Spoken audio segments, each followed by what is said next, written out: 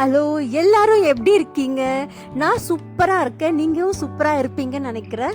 இன்னைக்கு நான் super டூப்பரான recipe தாங்க செய்ய போறேன். வாழைப்பூ வச்சு இப்படி கூட செய்யலாமான்னு நீங்க ஆச்சரியப்படுவீங்க. அவ்வளோ டேஸ்டியா இருக்கும். நாங்க ஆல்ரெடி இந்த மாதிரி ரெசிபி செஞ்சு சாப்பிட்ருக்கோம். டேஸ்ட் அல்டிமேட்டா இருக்கு. ஸோ இந்த ரெசிபி நான் உங்க கூடயும் ஷேர் பண்ணிக்கலாம்னு நினைக்கிறேன். வாங்க இதை எப்படி செய்யலாம்னு பார்க்கலாம். இப்போ நமக்கு தேவையான இன்கிரீடியன்ஸ் என்னென்னு பார்க்கலாங்க. இப்போ நான் என்ன பண்ணிருக்கேன்னா, ஒரு வாழைப்பூவை நல்லா கிளீன் பண்ணி அலசி வச்சிருக்கேன். அதுக்கப்புறம் ஒரு 3 வெங்காயம், பெரிய வெங்காயம் கட் பண்ணி வச்சுக்கோங்க. 5 தக்காளி, புதினா அரை கட்டு புதினா எடுத்திருக்கேன். ஒரு மிக்சி ஜார்ல இப்போ நம்ம இஞ்சி பூண்டு போட்டுக்கிறோம். அந்த நான் 3 ஆளாக்கு அரிசி எடுத்திருக்கேன் இல்லையா, ஸோ அதுக்கு தகுந்த மாதிரி இஞ்சி பூண்டு போட்டுக்கிறேன்.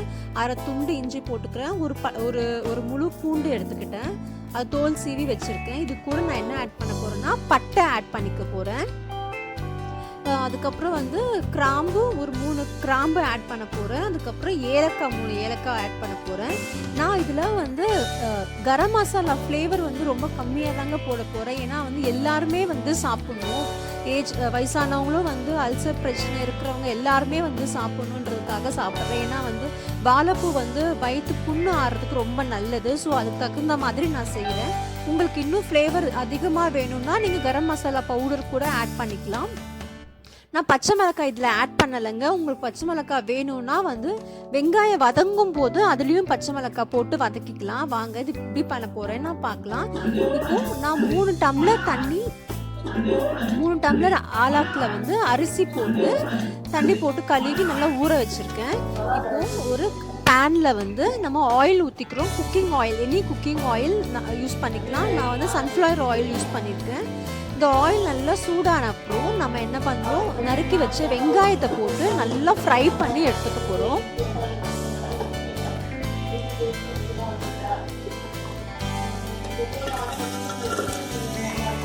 இது நிஜமாவே ரொம்ப நல்லா இருக்குங்க. உடம்புக்கும் ரொம்ப ஹெல்த்தி. நம்ம யூஸ்வலாக வாழைப்பூ பொரியல் செய்வோம், புட்டு செய்வோம், கூட்டு செய்வோம்.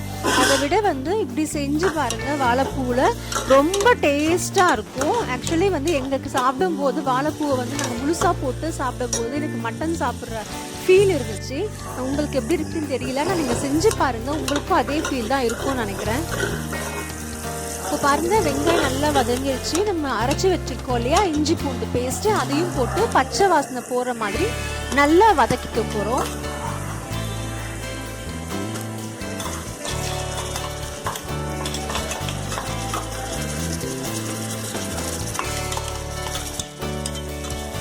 பாருங்க, நல்லா பச்சை வாசனை போற மாதிரி நல்லா வதங்கிக்கணும். எந்த அளவுக்கு நம்ம வதக்கணுமோ அந்த அளவுக்கு நம்ம டேஸ்ட் நல்லா இருக்கும். எப்பயுமே எந்த டிஷ் செய்யும் போதும் நமக்கு வெங்காயம், பச்சை மிளகாய், வெங்காயம், அந்த இஞ்சி பூண்டு ஃப்ளேவர் நல்லா பச்சை வாசனை போகிற அளவுக்கு வதங்கிக்கணும்.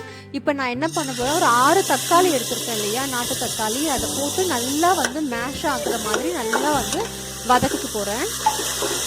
இது நல்லா மேஷ் ஆகணுங்க. அப்போ தான் நமக்கு அந்த கிரேவி கன்சிஸ்டன்சி நல்லா திக்காக வரும். நான் ஆயில் கம்மியாக தாங்க ஊற்றிருக்கேன். ஏன்னா எல்லாருக்கும் எல்லாருமே இதை சாப்பிடணும். ரொம்ப ஆயிலியாக இருந்தாலும் ஃபீல் பண்ண நல்லா இருக்காது, அப்படி ஃபீல் பண்ணுவாங்க. எங்கள் வீட்டில் நாங்கள் ஆயில் கம்மியாக யூஸ் பண்ணுவோம். ஸோ அது தகுந்த மாதிரி போட்டிருக்கேன். இது வெறும் மிளகாத்தூள் போடுறேன். நீங்கள் சமையல் மிளகாத்தூள், கரம் மசாலா அந்த மாதிரி நான்வெஜ் ஐட்டம் போடுவீங்க இல்லையா, அந்த மாதிரி தூள் அரைச்சி வச்சுருந்தீங்கன்னா அந்த தூள் கூட யூஸ் பண்ணிக்கலாம். காரம் உங்களுடைய ஸ்பைசினஸ் தகுந்த மாதிரி தான். ஸோ நான் எங்களுக்கு கம்மியாக தான் நான் காரம் யூஸ் பண்ணியிருக்கேன். போட்டு அதுவும் பச்சை வாசனை போட்டு நல்லா வதக்கிக்கணும். நான் இதில் மஞ்சத்தூளும் ஆட் பண்ணியிருக்கேங்க. அந்த மிளகாத்தூள்லையே அது போட்டு நல்லா வதக்கிக்கோங்க. இப்போ பாருங்கள், நம்ம போட்ட இஞ்சி பூண்டு, வெங்காயம், தக்காளி எல்லாம் நல்லா மேஷ் ஆகி நல்ல கிரேவி கன்சிஸ்டன்சியில் நல்லா வந்துருச்சு. இதுக்கப்புறம் என்ன பண்ண போகிறோம்னா, நம்ம அரை கட்டு புதினா எடுத்திருக்கேன். புதினால அரை கட்டு தான் நம்ம போட போகிறோம். அதை நல்லா க்ளீன் பண்ணி வச்சுருக்கேன். அதையும் போட்டு நல்லா வதக்கிக்கணும்.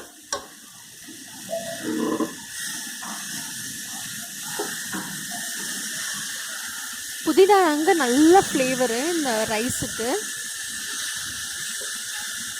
2வது புதினா வந்து நமக்கு எந்த அளவுக்கு வந்து ஆட் பண்ணிக்கிறோமோ அந்த அளவுக்கு வந்து டைஜஷன் கெப்பாசிட்டி அதிகமாகும்.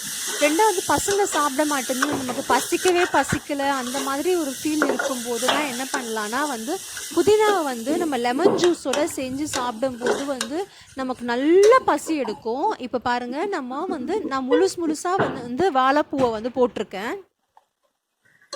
உங்களுக்கு கட் பண்ணி போடணும் அப்படின்னா கட் பண்ணி போட்டுக்கோங்க. ஆனால் நாங்கள் சாப்பிடும்போது எனக்கு இது வந்து மட்டனுடைய பீசஸ் அந்த லேயராக நல்ல மட்டன் வெந்துருச்சுன்னா நீட்டாக லேயர் வரும் பார்த்தீங்களா, எனக்கு அந்த மாதிரி சாப்பிடும்போது அந்த ஃபீல் இருந்துச்சு. அதனால் எங்கள் வீட்டில் எல்லோரும் முழுசாக போடணும் அப்படின்னு சொன்னாங்க. ஸோ நான் முழுசாக போட்டேன். ஸோ உங்களுக்கு எப்படி இஷ்டமோ அந்த மாதிரி போட்டுக்கோங்க. இது நல்லா வதங்கணுங்க. நான் சொன்னேன் இல்லையா, புதினா வந்து நமக்கு பசியை வந்து தூண்டக்கூடிய சக்தி ஜாஸ்திங்க. புதினா வந்து ஏன் பிரியாணிலலாம் இந்த மாதிரி ஐட்டத்துலலாம் சேர்க்குறாங்கன்னா வந்து சீக்கிரமாக டைஜஸ்ட் ஆகிடும் நமக்கு. அதனால புதினாவை நம்ம சேர்த்துக்கிறோம். நார்மலாக வந்து நம்ம ஹெவி ஃபுட்டு சாப்பிடும்போது தனியா, சீரகம், லெமன், புதினா இது எல்லாத்தையும் மிக்சியில் வந்து நல்லா அடிச்சுட்டு ஜூஸ் எடுத்து நம்ம சாப்பிட்டோன்னா வந்து நமக்கு என்ன ஹெவி ஃபுட்டு சாப்பிட்டாலும் வந்து அந்த ஃபுட்டு வந்து நல்லா டைஜஷன் ஆகிடும். இப்போ பாருங்கள், புளிப்புக்கு வந்து நான் தேவையான அளவு வந்து ஒரு 4 ஸ்பூன் வந்து நல்லா திக்கான வந்து தயிர் சேர்த்துருக்கேன். இப்போ இதுவும் போட்டு நல்லா ஃப்ரை பண்ணணும். வாழைப்பூ வந்து ஆஃப் வேக்காடு வந்து நல்லா வெந்திருக்கணும். இது கூட அந்த மாதிரி நம்ம எல்லாமே வந்து மிக்ஸ் ஆகுற மாதிரி வதக்கிக்கணும். இப்போ என்ன பண்ணியிருக்கேன், நான் 3 ஆளாக்கு அரிசி போட்டிருக்கேன் இல்லையா, அந்த அரிசியை போட்டு ஊற வச்ச அரிசியை ஊற்றிக்கிட்டேன். 3 ஆளாக்குக்கு வந்து நான் என்ன பண்ணுறேன், 5 ஆளாக்க ஊற்றிருக்கேங்க தண்ணி. இந்த ரைஸ் வந்து ரொம்ப பழைய ரைஸ். இந்த பிரியாணி ரைஸே வந்து கொஞ்சம் ரொம்ப பழைய பிரியாணி ரைஸ் இல்லையா, ஸோ வந்து வேகிறதுக்கு வந்து கொஞ்சம் நின்று வேகும், குலையாது அவ்வளோ சீக்கிரத்தில். ஸோ அதனால் 5 ஊற்றிருக்கேன் ஊற வச்சு போட்டதுனால. புது அரிசினா வந்து சீக்கிரம் குழஞ்சிரும். ஸோ அப்போ நீங்கள் தண்ணி இன்னும் கொஞ்சம் கம்மியாகவே ஊற்றிக்கணும். அதுக்கேற்ற மாதிரி பார்த்துக்கோங்க. உப்பும் தேவையான அளவு சால்ட் ஆட் பண்ணிக்கோங்க. ஆட் பண்ணி இது நல்லா வந்து கலந்து விட்டுக்கோங்க. ஒரு கொதி வர வரைக்கும் நீங்கள் விசில் போடாதீங்க, இதை அப்படியே வைங்க. அந்த கிரேவி எல்லாமே வந்து பச்சை வாசனை போகி அந்த புளிப்பு தன்மை, அந்த காரம் எல்லாம் கரெக்டாக இருக்கான்னு பார்த்துக்கோங்க. இப்போ நான் ஃபைனல் டச்சாக என்ன பண்ண போகிறேன்னா வந்து புதினாவை கொஞ்சமாக கட் பண்ணிக்க போகிறேன் ஒரு ஃப்ளேவருக்காக. நம்ம என்ன பண்ணலான்னா வந்து இறக்கும்போது வந்து இது கூட கீ ஆட் பண்ணிக்கலாம். இல்லைனா இப்போவே கூட நீங்கள் ஒரு 1 or 2 டீஸ்பூன் வந்து நெய்யை வந்து ஆட் பண்ணிக்கலாம். அதுவும் டேஸ்ட்டு நல்லாயிருக்கும். புதினாவை போட்டுட்டு இப்போ என்ன ஆகும்னா இது ஒரு 2 கொதி வந்து கொதிக்குங்க. அப்போ நம்ம என்ன பண்ணணும்னா ஒரு விசில் போட்டு மூடி வச்சிடணும்.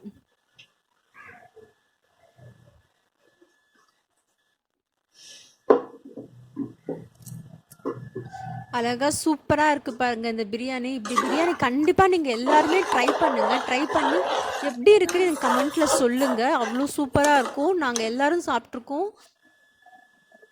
இப்போ பார்த்தீங்களா, நல்ல கொதி வந்துருச்சு. நம்ம விசில் போட்டு மூடி வச்சிடலாம். இப்போது நான் என்ன பண்ணுறேன், 15 மினிட்ஸ் இங்கே டைமிங் இருக்குது. ஏன்னா வந்து பிரியாணி அரிசி சீக்கிரமாக வெந்துடும் இல்லையா, அதனால் 15 மினிட்ஸ் டைமு. ஒரு விசில் வந்தோடனே சிம்மில் வச்சுருங்க. வச்சுட்டு ஒரு 10 நிமிஷம் கழித்து ஆஃப் பண்ணி கொஞ்சம் நேரம் விசில் ஆறுன அப்புறம் எடுத்து பார்க்கலாங்க. இப்போது நல்ல ஸ்மெல்லுங்க, சூப்பர் ஸ்மெல் வருது பாருங்கள். அரிசியும் நல்லா வந்து குலையாமல் வெந்திருக்கு. இப்போ நான் ஒரு வாழைப்பூவில் போட்டு டெக்கரேட் பண்ணி அதில் ட்ரான்ஸ்ஃபர் பண்ணிக்கிறேன். இந்த வாழைப்பூ வந்து வச்சு நீங்கள் தூக்கி போடாதீங்க. இதில் வச்சு நம்ம யூஸ்ஃபுல்லான விஷயம் நிறைய செய்யலாம். கொழுக்கட்டைக்கு நீங்கள் யூஸ் பண்ணிக்கலாம். ஏதாவது ஆவி கட்டணும்னா இதை வச்சு ஆவி கட்டிக்கலாம். இந்த வாழைப்பூவை வந்து நான் எங்கள் அம்மா கிட்ட கொடுத்து டேஸ்ட் பண்ணி பார்க்க சொல்ல போகிறேங்க. என்ன சொல்கிறாங்கன்னு பார்க்கலாம் வாங்க. எப்படி இருக்குமா வாழைப்பூ பிரியாணி?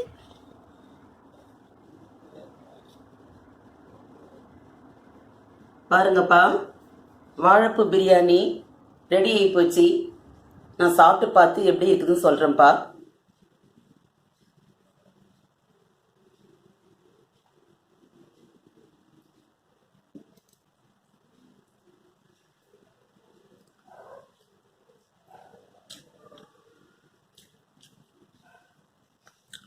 மட்டன் பிரியாணி மாதிரி இருக்குப்பா. சூப்பராக இருக்குப்பா, டேஸ்டாக இருக்கு. இந்த மாதிரி செய்து உங்கள் குழந்தைங்களும் நீங்கள் தரணும். அருமையாக சாப்பிடுவாங்க. வாழைப்பூல இந்த மாதிரி பிரியாணி செய்தால் குழந்தைங்கலேருந்து பெரியவங்கலேருந்து எல்லாமே விரும்பி சாப்பிடலாம். இது யாரும் வாழைப்பூ பிரியாணியே சொல்ல மாட்டாங்க. மட்டன் பிரியாணி மாதிரி அவ்வளோ டேஸ்ட்டாக அருமையாக இருக்குப்பா. நீங்களும் உங்கள் குழந்தைங்களுக்கு செய்து இந்த மாதிரி தரணும். இந்த வீடியோ பிடிச்சிருந்ததுன்னா லைக் பண்ணுங்க, சப்ஸ்கிரைப் பண்ணுங்க, பக்கத்தில் இருக்கிற பெல் ஐக்கானை டச் பண்ணுங்க. இது எல்லாருக்கும் உங்கள் ஃப்ரெண்ட்ஸுங்க எல்லாருக்கும் எப்படி செய்யணுன்றதை ஷேர் பண்ணுங்கப்பா. எல்லாரும் இந்த மாதிரி தெரிஞ்சுக்கணும்ப்பா செய்ய. நன்றி. எங்க அம்மா சொன்ன மாதிரி இதை நீங்களும் செஞ்சு என்ஜாய் பண்ணுங்க. இந்த வீடியோ பிடிச்சிருந்தா லைக் பண்ணுங்க, ஷேர் பண்ணுங்க, கண்டிப்பா சப்ஸ்கிரைப் பண்ணுங்க. நான் நெக்ஸ்ட் வீடியோல பார்க்கலாம். பாய்.